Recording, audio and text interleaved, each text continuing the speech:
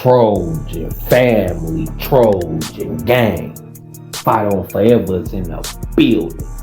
Today, I'm finna talk about this nonsense that I'm hearing about Lincoln Riley and Malachi Nelson, right?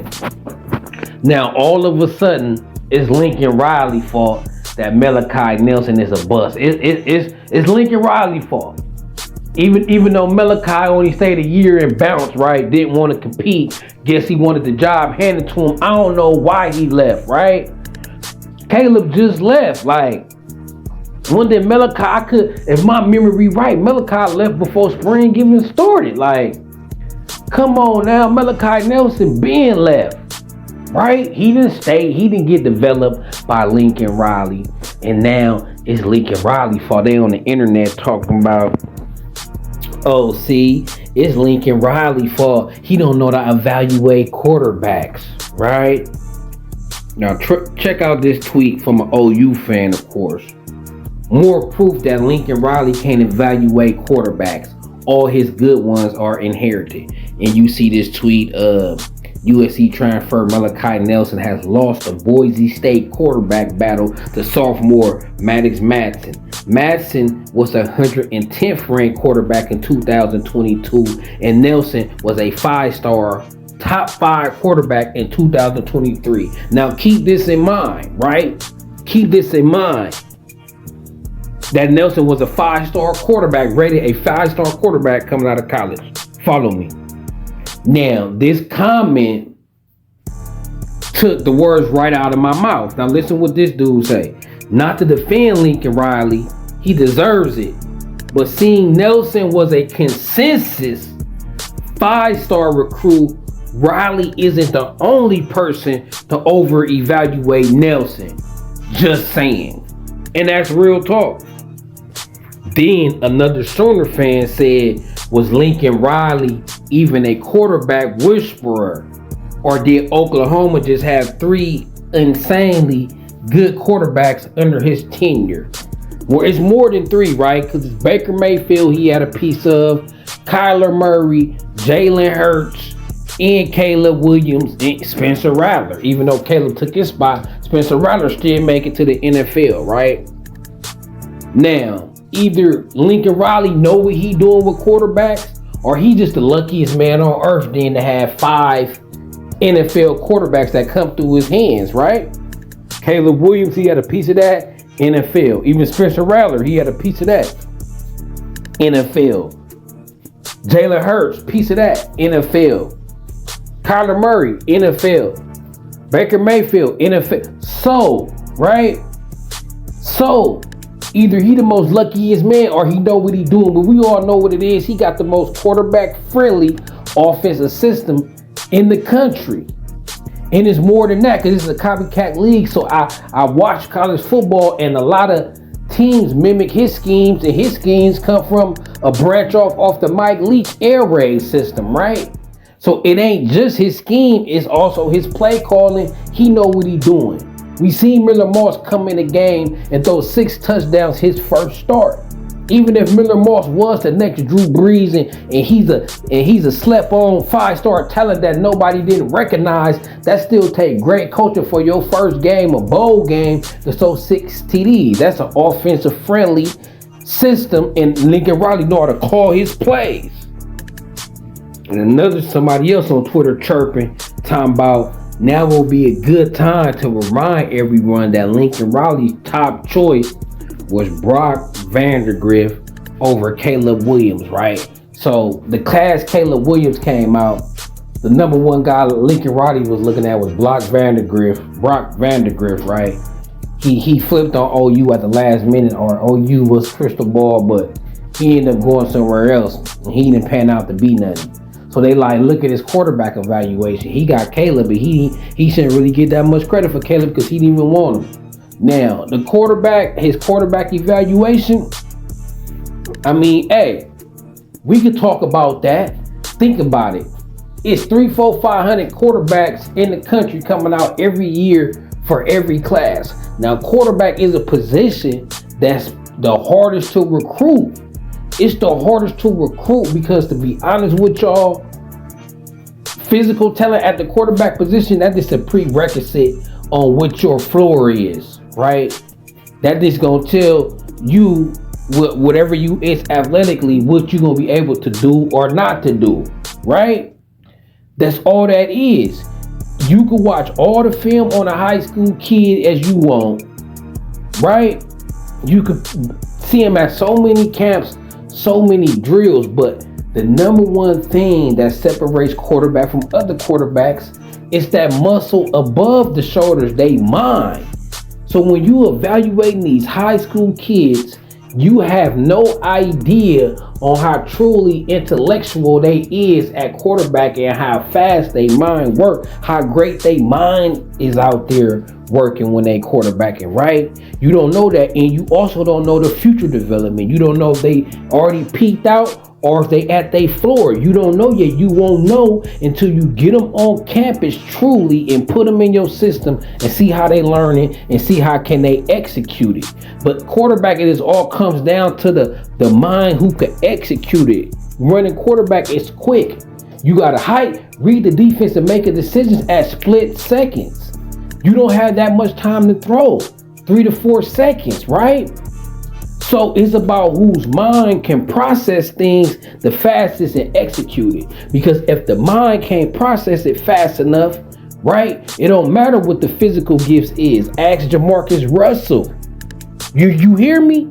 So it ain't no way you could watch a college kid from 1,000 miles away, even put him on your campus, have him sling the ball. You don't know how they gonna develop when they gotta put on them pads on that D1 level and graduate to the next level. You don't know that until you get them on there. So Brock Vandagriff, his film probably looked better than Caleb. His arm might have looked stronger. He probably had gaudy stats, but there's no way to know that Caleb mind was going to be more advanced, right, than Brock Vandagriff. Because Caleb Williams probably could throw the ball 70 yards. Brock Vandagriff probably could too, right?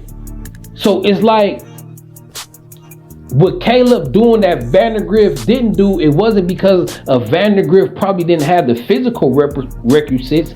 He didn't have the mind. See, Caleb Williams, that great quarterback awareness, you can't teach that. That is in the mind, right? That's just his brain able to feel the pocket, able to feel defenders, right? And you don't know to the level of what he got that until you get him on campus and see every day and actually get in the trenches with him, right?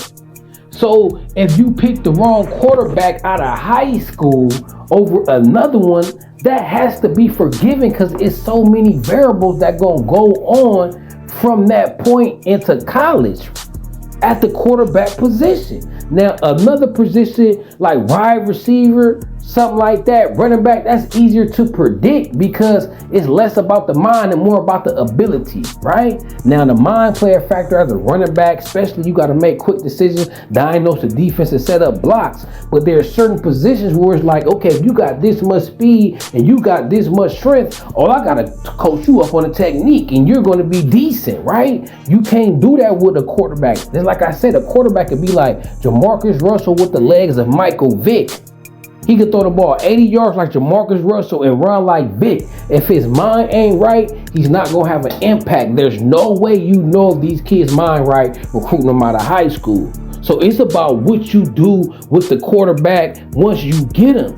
And Brock Vandagriff, we talking about Lincoln Riley don't know what he doing. And Brock Vandagriff went to OU, maybe Brock Vandagriff would have turned out to be Caleb Williams and Caleb Williams would have been Brock Vandagriff. We never know.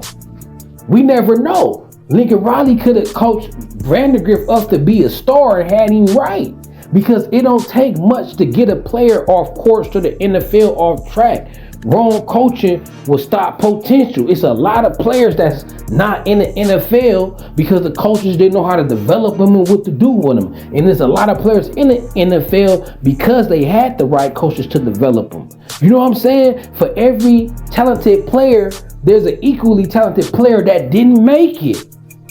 There's an equally gifted player that didn't make it because of their mind wasn't right, because of the coaching ain't right. So we can't look at Lincoln Riley like he's a bad quarterback evaluator for a guy because he had Vandergrift over Caleb, but Vandergrift never come and got that teaching. Who knows? We know Caleb is gifted, right?